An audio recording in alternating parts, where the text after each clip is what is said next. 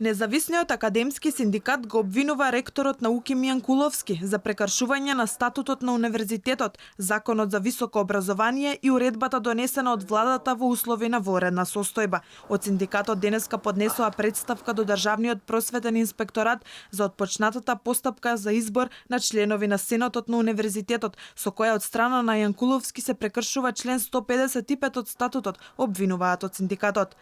Самиот овој член 155 предвидува изборот за сенатори да почне 60 дена пред истекот на мандатот на Сенатот, а од 22 мај до 27 јуни сигурно нема 60 дена. Рокот е многу пократок, особено што се предвидува постапката да заврши за избор на нови сенатори до 8 јуни.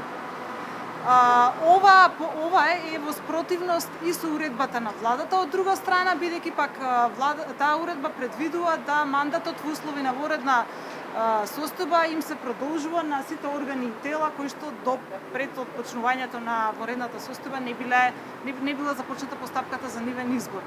Од синдикатот велат дека според нив ова не било непознавање на законската регулатива, туку обид за манипулација на Јанкуловски. Ректорот Јанкуловски за Алфа вели дека писмото е пратено по олабовувањето на мерките во делот за присуство на бројот на лица во затворен простор, па така што се создадени услови за одржување на седници на наставно-научните совети за тајно гласање, тврди Јанкуловски.